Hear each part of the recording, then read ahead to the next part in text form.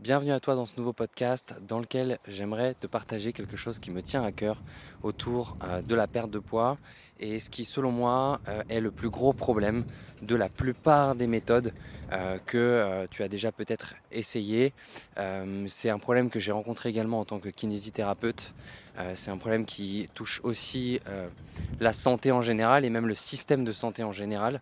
Donc je vais t'en parler dans ce podcast et je pense que si j'arrive à passer le message et à t'aider à avoir cette prise de conscience concernant ce problème en particulier, eh bien je pense sincèrement que ça peut faire une vraie différence et t'aider à comprendre pourquoi est-ce que tout ce que tu as essayé par le passé, tu as l'impression de ne pas avoir de résultats ou alors d'avoir des résultats en termes de perte de poids. Tu sais perdre quelques kilos pendant quelques semaines, peut-être quelques mois, mais à chaque fois cette impression de tout reprendre, à chaque fois cette impression de procrastiner, de s'auto-saboter, de revenir en arrière et d'avoir comme ça une espèce de boucle qui revient sans cesse et on n'arrive pas à s'en libérer.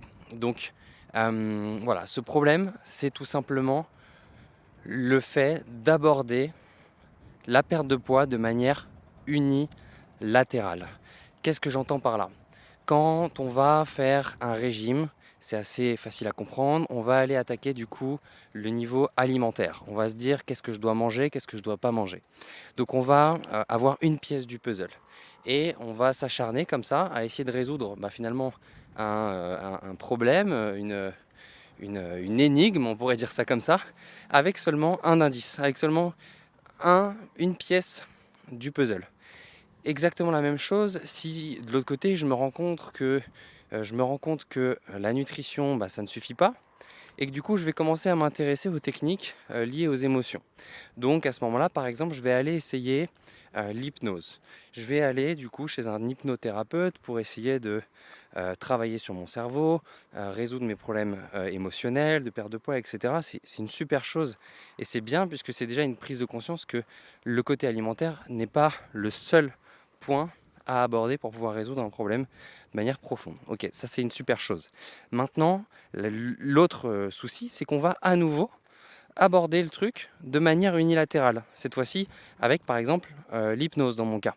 Et en fait, on va comme ça essayer, tester, méthode en méthode, technique en technique, pour essayer enfin de trouver le truc qui va fonctionner. Sauf que tu vois, je vais prendre un petit peu, si tu veux, le parallèle de quand j'étais kinésithérapeute. J'avais par exemple un patient qui arrivait pour des douleurs de dos, qui étaient présentes depuis plusieurs semaines, plusieurs mois. Et ce patient, ces patients, parce que ça m'est arrivé de nombreuses fois, arrivent avec toujours la même intention de c'est quoi mon problème? Je ne comprends pas, je n'arrive pas à trouver le problème, je n'arrive pas à comprendre quelle est la cause de mon mal de dos. Et en fait, ma réponse était souvent la même, c'est que c'est tout le temps multifactoriel. Il y a tout le temps plein de choses. Les causes, elles peuvent être sociales, elles peuvent être des choix de vie, elles peuvent être un événement spécifique, un incident, une charge trop lourde qui a été portée, mais parfois, cette charge trop lourde, c'est juste quelque chose qui vient révéler derrière une douleur qui était déjà sous-jacente à cause d'un niveau de stress trop élevé, à cause d'une hygiène de vie qui n'était pas au top. Il y a énormément de points à prendre en compte. Et dans le poids, c'est exactement la même chose. Donc, ce que je veux que tu comprennes, c'est que aujourd'hui, il n'y a pas une seule cause de ton poids. Par contre, pour résoudre définitivement cette image que tu as de toi-même, pour te sentir à nouveau légère, te libérer, pouvoir remettre des vêtements qui te plaisent, atteindre ton poids de forme et le maintenir à vie, sans faire de régime, pour ça, tu dois récolter toutes les pièces du puzzle. Je sais que ça peut faire peur, je sais que ça peut paraître beaucoup. On peut se dire c'est une charge énorme parce que forcément tu vas devoir mettre en place pas mal de petites choses. Quels ajustements est-ce que tu peux faire dans ton mode de vie? Quels choix est-ce que tu peux faire? Est-ce que tu vas devoir peut-être travailler sur des choses profondes, peut-être tes émotions, peut-être améliorer la qualité de ton sommeil?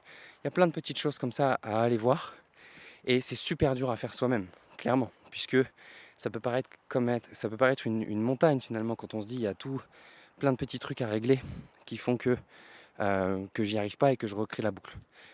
Donc c'est pour ça que si on devait imaginer, tu vois, un système parfait, si je reprends le système de santé, une personne qui souffre de mal de dos, en fait, dans l'idéal, elle devrait avoir un kiné, un psychologue, une nutritionniste, un hypnothérapeute. Elle devrait avoir plein de professionnels de santé autour d'elle. Et en plus de ça, il faudrait que ces professionnels de santé soient avec la même vision et la même énergie et puissent collaborer entre eux. Donc ce qui n'est pas possible, ce qui n'arrive jamais. Donc c'est pour ça qu'aujourd'hui il existe aussi des accompagnements, c'est pour ça que nous on existe, c'est aussi pour ça que j'ai créé Kiné Coach Santé. Le but étant de résoudre un problème spécifique, donc d'aider des femmes à se réconcilier avec leur corps, à se réconcilier avec leur poids et surtout d'atteindre leur poids de forme et de le maintenir à vie. Donc on a créé Kiné Coach Santé pour résoudre un problème. Et ce problème on le résout comment ? En apportant toutes les pièces du puzzle. Donc en allant attaquer le problème en profondeur, en allant résoudre les causes, et je dis bien les causes et pas la cause, qui recrée encore et encore la boucle, l'auto-sabotage, le manque de motivation, le fait de ne pas y arriver sur le long terme.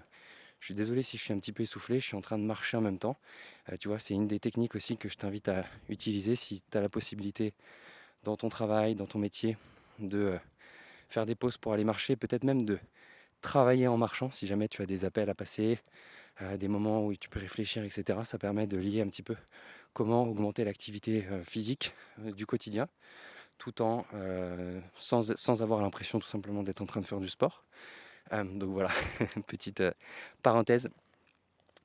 Donc voilà, si je devais résumer, tu dois prendre en compte chaque face de la problématique.